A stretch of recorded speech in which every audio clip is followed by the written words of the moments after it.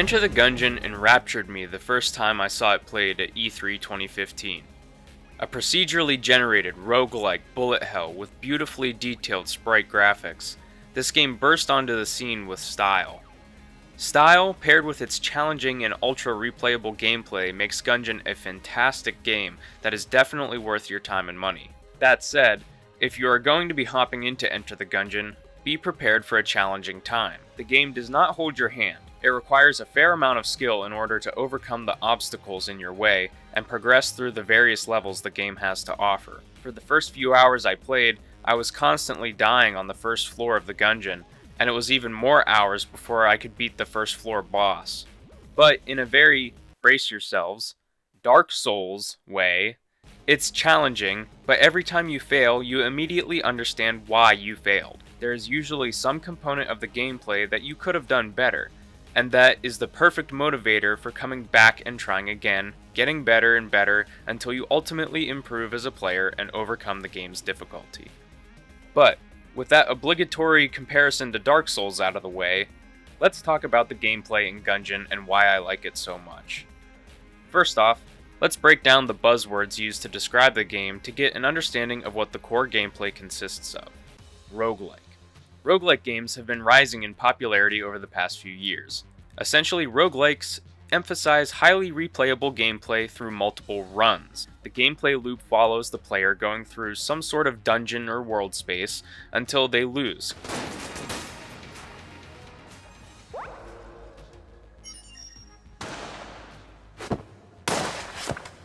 causing a restart and a loss of progress. However, future runs have variable elements that make it so the player never plays through the same exact scenarios more than once. The ability to adapt to new situations is a core aspect of roguelike games. A huge game in this genre and a big inspiration for Enter the Gungeon, Edmund Macmillan's The Binding of Isaac. Bullet Hell. Bullet hells, as the name would suggest, are all about overwhelming the player with projectiles that will hurt them if they're unable to successfully dodge or maneuver out of the way. Bullet hells are usually characterized by hard difficulty and stressful situations, caused by the overwhelming nature of the present danger, often covering the screen in projectiles. Bullet hells are typically also paired with the shoot-'em-up/top-down shooter genre. A famous example of a bullet hell shooter is Ikaruga, developed by Treasure. Procedurally generated. This term can be a real turnoff for many players because of a preconceived negativity from poor examples in other games. Looking at No Man's Sky on launch, or Minecraft, or any smattering of Steam early access games, poor implementation leads to level geometry breaking, enemies looking odd, or items not feeling special or unique. The way Gungeon surpasses these games is in the fact that all the random elements in the game are handcrafted, and are procedurally generated or randomized for each run. Every room will look the same for the most part on each floor. The rooms will share the same visual aesthetic, but the layout of the floors will be randomized every time you play. The randomization continues into the enemies and the loot. I will get into specifics later on in this regard, but to sum it up, you never know what opponents await you in the next room, and you never know what you're going to get out of the next treasure chest.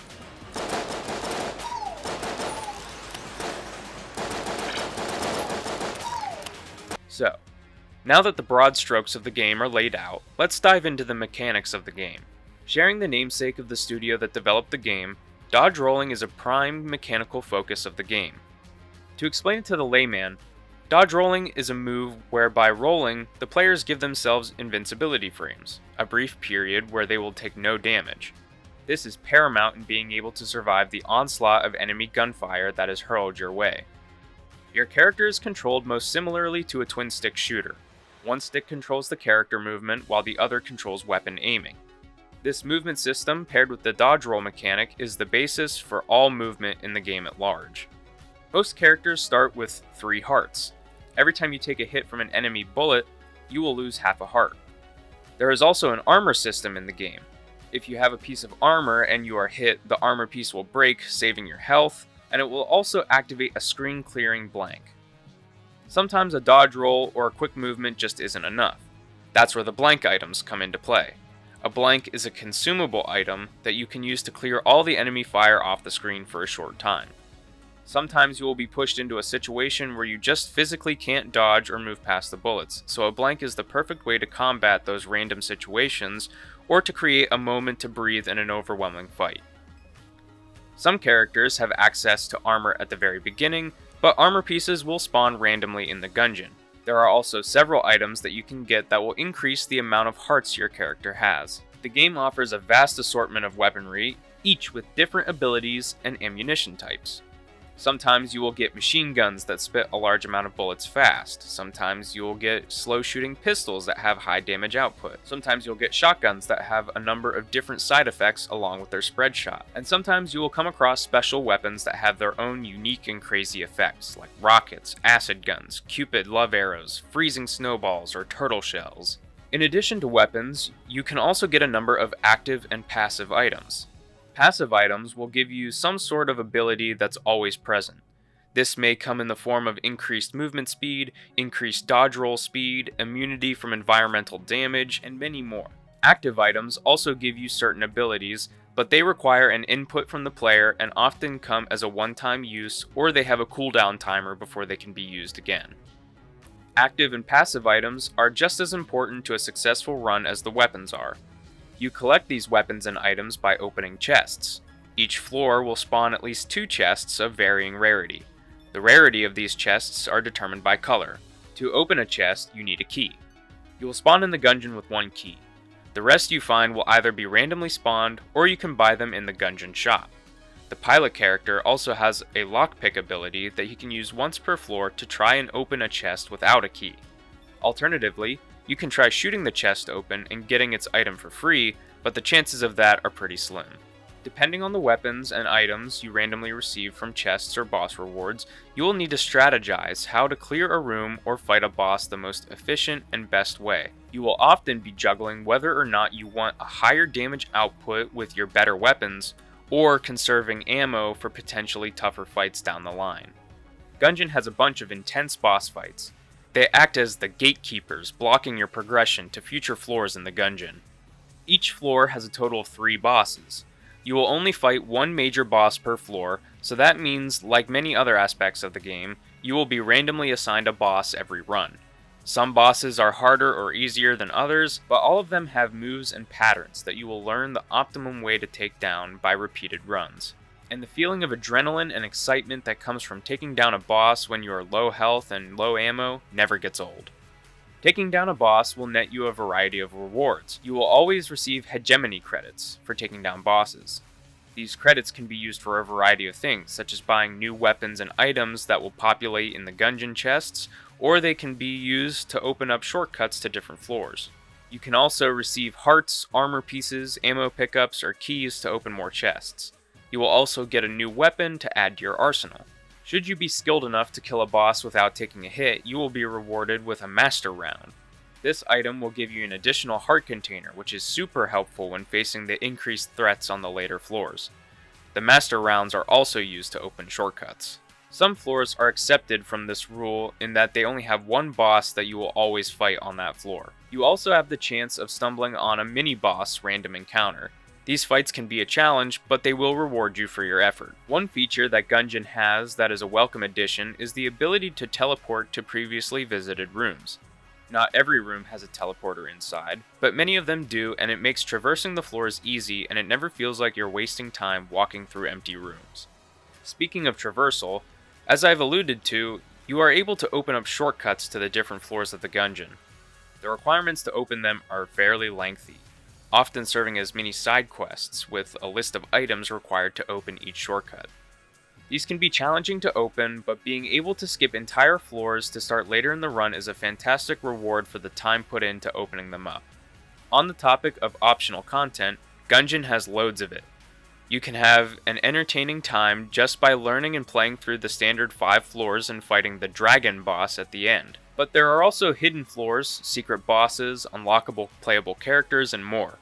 Like the shortcuts, the requirements to witness this optional content is steep, something I will comment on later. But for those who become expert Gungeoneers, know that there is more than meets the eye with this game. There are also a number of NPCs in the game that you will meet, talk to, and recruit back into the hub area. These characters offer various things for you to interact with. Some can send you on quests for them, some will sell new items to you, and some will allow you to add special modifiers to your game, such as turbo mode, if you're looking to increase the difficulty even further. The challenges and gameplay tweaks that these NPCs bring add a level of depth and variety to the gameplay. There are a number of different environmental objects that can be advantageous or dangerous if you are not careful. You can flip tables to create a temporary shield from enemy gunfire, but enemies can also do the same. There are many different types of barrels that can explode, spew acid, or oil that can be lit on fire, or water that can be frozen, which makes the floor very slippery. There are chandeliers that can be dropped on enemies, but be careful because they can just as well fall on you. Bottomless pits, bullet-firing walls, falling rocks, and many more hazards await in the Gungeon. Killing enemies will usually result in them dropping bullet casings, this game's form of currency to be used in the runs themselves. Bullet casings are worth varying amounts, and can be used in a number of ways. Chiefly, they are used in the shop to buy new weapons or items. Each floor of the Gungeon will spawn a shop with some randomly generated weapons, active or passive items, health, ammo, keys, etc. You can choose to spend your casings on these items if luck just isn't going your way. Should you have the proper items, you can even steal items from the shop for free. But be careful because you could lock yourself out of the shop for the rest of your run. You can also use bullet casings to help open shortcuts, test your aim at a shooting gallery minigame, or wager them against the king and his manservant in an attempt to get more riches after completing whatever task he wishes. In Gungeon, you will have to get good at memorizing enemy patterns. Different enemies have set attack patterns that you can learn and figure out how to effectively dodge and counterattack. Where it gets difficult is when enemies combine their attacks together. Branching off of movement, you will have to constantly decide whether to dodge roll or to sidestep oncoming fire. Some circumstances and attacks will require you to dodge roll through them, others will leave you open to a second attack if you're not careful, so sidestepping the fire is much more beneficial. Gungeon has a nifty item in the menu called the Ammonomicon. This little book acts as a small field journal for your character. It lists all enemies and bosses you encounter, as well as any items and weapons you've picked up, along with their abilities and item descriptions. The Ammonomicon is very helpful for when you need to reference any items on future runs to see if it's something you want to pick up or leave behind. In summary, these gameplay systems work in tandem with split-second, moment-to-moment decision-making that make the player always engaged. This paired with the randomization found in each run mixed together in this way in which players are always engaged and are always experiencing the game in a fresh way every time they play. What about the style in the game? Gungeon opted to go with a pixel art graphical style which fits the game well. The game is relatively wacky and cartoonish, full of references to other video games and films, and the more creative and vibrant art style suits this well. Everything in Gungeon is also bullet and gun themed. Boss names, enemies, weapons, narrative, levels, many aspects of the game reference guns and bullets, which gives the game an identity that sets it apart from other games in this genre. The music in Gungeon is fairly minimal. It works more as background music, and as a result isn't too distracting. At the same time, it isn't all that memorable. The sound design is also handled really well. Weapons firing and explosions sound and feel great, even in the context of the retro aesthetic.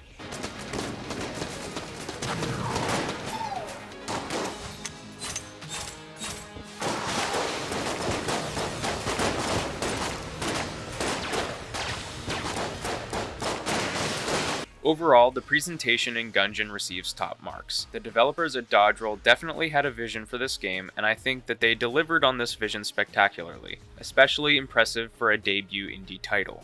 But there has to be something in the game that I don't like. What kind of a person would I be if I just heaped a bunch of praise on this game and claimed it was perfect? Well, yes, there are things in this game that I don't like. First off, if you're not a fan of roguelike games, then you will probably not have an enjoyable time with Gungeon. The gameplay may come off as hyper-repetitive for some, and the idea that every time they die their progress is wiped will undoubtedly be a turnoff for a lot of people. Another aspect of the gameplay that can be problematic is all the randomization. During the time that I've put into Enter the Gungeon, There have definitely been runs that luck and RNG was not in my favor, and I felt that I was gypped, not because of my skill in play, but because the game just didn't want to throw me a bone. And when the enemies, bosses, attacks, items, weapons, and other aspects of the game have randomized elements, it can be annoying to find a drive to continue playing due to never knowing exactly if you're going to do well or if the game is going to ruin your day. Even though the Ammonomicon is a nice addition, it isn't a one-stop shop for all information in the game. When I was getting real invested into the game, there were many instances where I would have to pause the game and look up information on certain characters or items online. This can get annoying, especially when it interferes with the pacing of the game. Some people don't mind going to outside sources to find information on games they are playing, but I definitely fall in the camp of people who would rather have the information contained within the game. I don't want to be digging in Wikipedia articles while I play. And perhaps my biggest issue with the game is the difficulty required to progress. I'm all for games being difficult and challenging players. It's what makes games more interesting than any other medium. But I think Gungeon at times requires some seriously high level of play from its players in order to experience more of what the game has to offer, oftentimes leaning on the side of absolute perfection and frankly bullshit. For this, I will share a story. To unlock one of the hidden characters, the robot, there is an item that will spawn in a room on the second floor of the Gungeon. In order to unlock the robot, you need to take this item all the way from the second floor and deliver it to a blacksmith who is up on the 5th floor. This may not sound terribly difficult at first, but the game makes this arbitrarily difficult. First off, it is hard for new players, and even myself after putting several tens of hours into the game, to make it to the 5th floor consistently. It is difficult to survive an entire run. For some reason, if you dodge roll with this item, it will drop out of your inventory and onto the ground. This is problematic for a number of reasons. If you're rolling over a bottomless pit, the item can fall into the pit and become unretrievable. If you leave the item on the floor of a room and go to another room, an enemy called the Resourceful Rat will come and steal the item, making it unretrievable. In order to transport the item, you need to constantly be aware of where it is at all times and often stop and toss it over gaps that you need to roll over. So it restricts your gameplay choices and offers no way to get it back short of restarting your entire run should you mess up at any point. Not to mention several times I got to the 5th floor with the item only to die before finding the blacksmith I needed to deliver it to. This difficulty was annoying to the point that I didn't feel happy when I finally did unlock the character. I just felt annoyed that it was so hard for seemingly no reason. Gungeon is not beginner friendly, and it shows in instances such as this. I think the near perfection the game requires the player to display just so that they can experience more of the game that is so good and strong is a major downside to the game as a whole. I'm sure some people will say I just need to get good, but I honestly think the difficulty errs on the side of ridiculous at several points in the game. When all is said and done, despite these negatives, I think Enter the Gungeon is a phenomenal experience that everyone should at least try out. It is a game that is perfect if you only have an hour to play a game and want something that will challenge you and engage you in a way that other games just can't. Mechanically, the controls are tight, the gameplay has a lot of depth, and there is a lot of content to experience. It's definitely one of the best game experiences to come out over the past few years, and it's definitely worth your time and money. Enter the Gungeon is available on PC, Xbox One, PS4, and Nintendo Switch. You can purchase it digitally for $15, or there are some limited run sites that are selling physical copies for around $30. Thanks for watching. If you enjoyed this review, you can leave a like, maybe subscribe, and check out some of our other stuff on the channel. Maybe you'll find something that you enjoy. Thanks, and see you in the next video.